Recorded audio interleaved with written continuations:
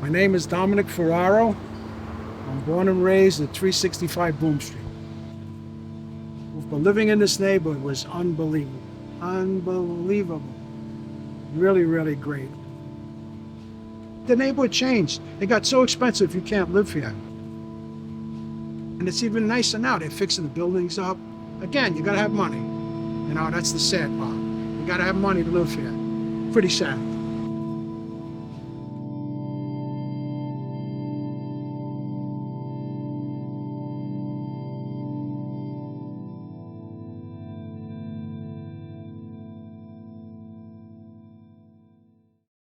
My parents were mutes.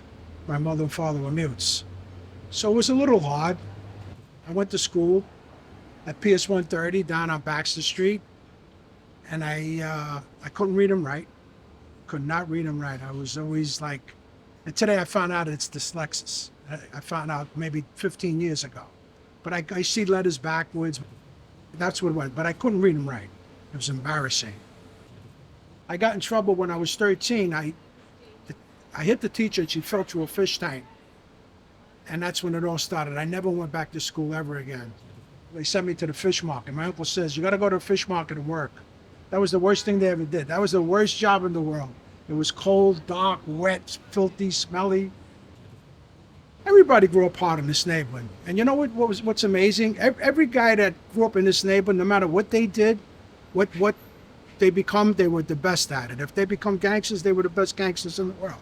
If they become lawyers, they were the best. Actors, directors, I can go on and on. Doctors, they were always the best. The guys in this neighborhood were brilliant, no matter what they did. No matter what they did. It was great growing up here. Because it was a bad neighborhood. It wasn't like, it was bad in the sense that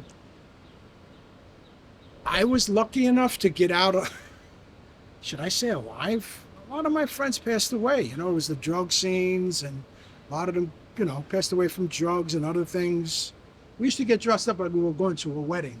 Guys would have all dressed up with suits. Really, on a Friday night, on a Saturday night, it was really, really nice. We had our own social clubs down here, which were terrific too. I owned one of them on Elizabeth Street. It was really, really cool. We were young, 17, 18, 19. So we had like social clubs. The girls would come down, the guys in the neighborhood. It was nice. We had a jukebox, we would dance, some guys would drink. Back then it was good. We could have got away with whatever we wanted. We had our own rules. Everybody respected everybody. I learned a lot. Even though I didn't go to school, I learned respect. Somebody's parent walked by, if you had a hat on, we wore hats still, we wore fedoras. So if somebody's parents, one time I was on Prince Street and I had a hat on, somebody's mother or something went by and I didn't tip my hat. One of the guys says, well, but you got no respect? I says, what? He says, when your woman from the neighborhood goes by, you tip your hat. You don't have to tip it, just put your hand on it. And that was one of the things. I mean, they was very respectful to other people. It was great. The best part of this neighborhood was there were no rules.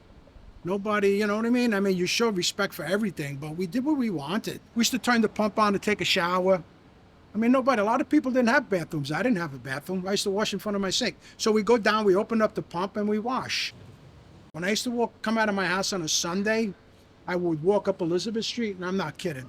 You would smell different kind of gravy from each building. So if you went and called your friend, you walked in a building on a Sunday, you smelled the gravy cooking, It was really, really fabulous. That's why I still come back. I come here every day. I live downtown, but I walk from downtown here. My brother's still here. I got a few cousins that are here. And I come here practically every day. This neighborhood was from Houston to Canal, from Lafayette to the Bowery. That's how big this neighborhood was. And if you wanted to get in touch with anybody, you walk to Prince Street. You see Joey? No. Yeah, he just went down to the block. You see Joe? Yeah, he just went to Whitney. And that's how we got word around where everybody was. We hung out on Prince and Elizabeth by Papa Joe's. We had different crews. You know how many guys there were? There were 50 of us. 50. Unheard of. We all knew each other. We were all good friends. We hang out like 2, 3 in the morning. There was a woman on the first floor. Nice lady. She said, once you guys leave, I'm moving. That's what she said. I said, what's she talking about? She said she felt safe that we were down there 1, 2, 3 in the morning. She used to hear us on the first floor. We always bullshit, blah, blah, blah, blah. But she felt safe knowing that we were downstairs. If she opened that window and yelled at us to do something, we do it. We do it. This is my theory, and I think I'm right. Marty says he comes from Elizabeth Street. We had a club on Elizabeth Street. Marty used to hang out with us. You know, Marty was one of the guys. And he was going to NYU. Everybody thought he was crazy, wanted to become a director, actor. So he went to NYU. So when he shot his first, I think, Mean Streets, he shot Mean Streets in this whole neighborhood with De Niro, with all the guys, all of them, a lot of guys from the neighborhood.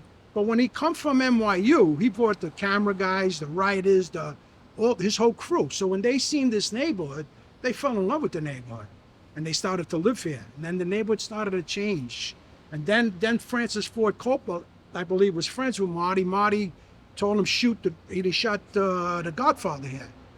Marlon Brando got shot on Mott Street. The other guy got shot on Elizabeth Street. So again, there were more writers, directors. That's what you have here, the whole neighborhood. I mean, Sting lives on the corner. Billy Joel's daughter lives on Elizabeth Street, where the chicken market was. The neighborhood changed. It got so expensive you can't live here. Most of the stories that he has in Mean Streets are true stories. They're based around true things. You know, whatever happened in the neighborhood, Marty was smart enough to keep it in his head. Marty was different than a lot of us. I remember one time we went to the West Side, we got into a fight. They kicked the shit out of us because there might have been 8 of us. So they kicked the shit out of St. Anthony's. When we come back, Marty was around with another friend of mine, Joey, and we were telling him we got our asses kicked out, you know. So Marty said, you know what Marty says? I wish I had a camera. So I turned to my friend Joey, I said, he wishes he had a camera. I wish I had a gun. This guy wishes he had a camera because we thought he was weird. But he used to do things like that. I wish I had a camera to film that. So it was already in Marty. It was already in Marty. And you see actors go up and down the block. It's like, you know, yesterday I was sitting in front of there, Yoko Ono went by. You see all these directors. It's like sitting in a Hollywood set. It's not even the neighborhood like anything. It's like sitting in a set.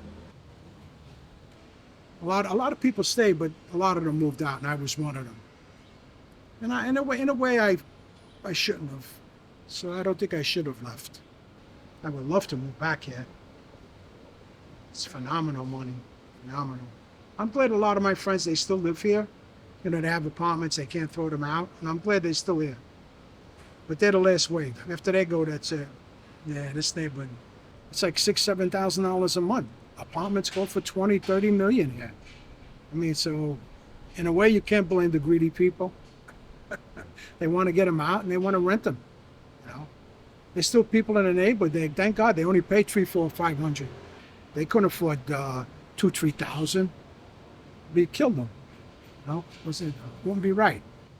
After our crew passes away, there'll be nobody else. That'll be it. That'll be it. There'll be nobody here left anymore. The old timers, guys that are born here, we're the last. Not only this neighborhood, we're New Yorkers. We're born here. There ain't too many of them either. There ain't too many New Yorkers that are born here. But it's not going to be like us. Like we were poor. I think that's what made us, because we were poor.